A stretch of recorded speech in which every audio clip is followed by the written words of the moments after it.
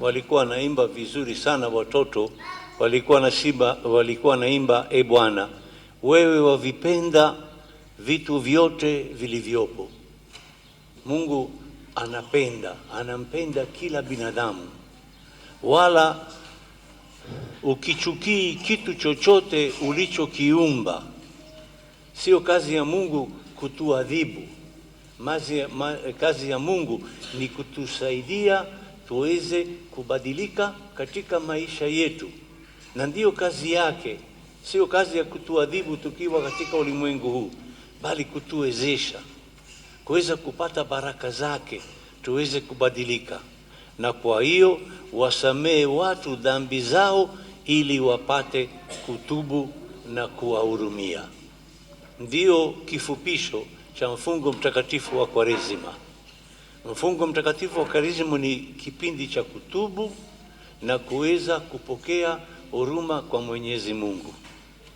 Basi ndugu zangu, tunapoanza mfungo huu mfungo mtakatifu wa Kwaresima, tutakuwa tunaweka kama alama juu ya kichwa chetu majivu kidogo. Unapokuwa kijana una nywele nyeusi, baadaye kina mama basi wanaribisha hapo katikati, lakini mwishoni utakuwa na nini hapo? Utakuwa na nini? Na umbi nyeupe, si ndivyo? Ambapo inakuambia kwamba tazama, maisha yako yanaanza kufikia mwisho. Baadaye nywele zitadondoka, unapatikana na kipara. Basi hasa kilicho cha msingi ni kwamba sisi tunataka kwa tendo hilo la kuwekewa majivu kichwani kukumbuka ya kwamba maisha yetu ni ya mpito.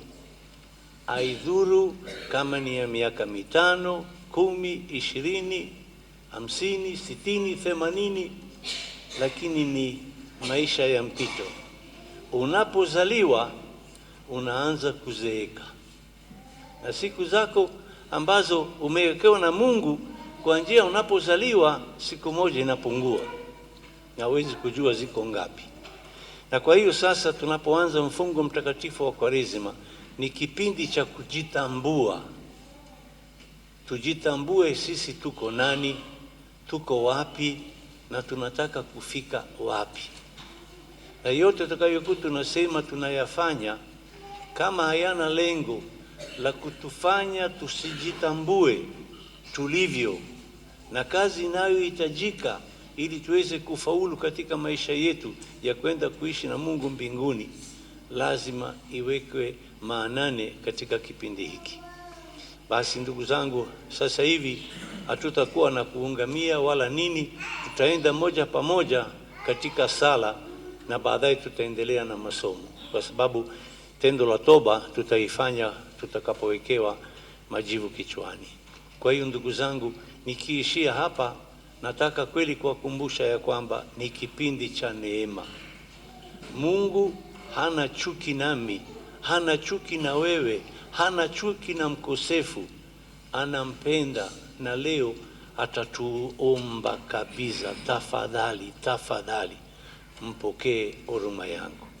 Na kwa sisi tunyenyekee kidogo, tukae kimya kabla ya kuendelea na ibada yetu kwa maombi moja pamoja, kwa kuingia katika somo la kwanza. Kwa hiyo sasa tufunge macho, tuinamishe kichwa na tuweze kusema kwamba Mungu, ninaahidi kwamba kwa msaada wa neno lako nitajitambua katika kipindi cha maisha yangu, na kinachohitajika kubadilika nitakuomba unisaidie.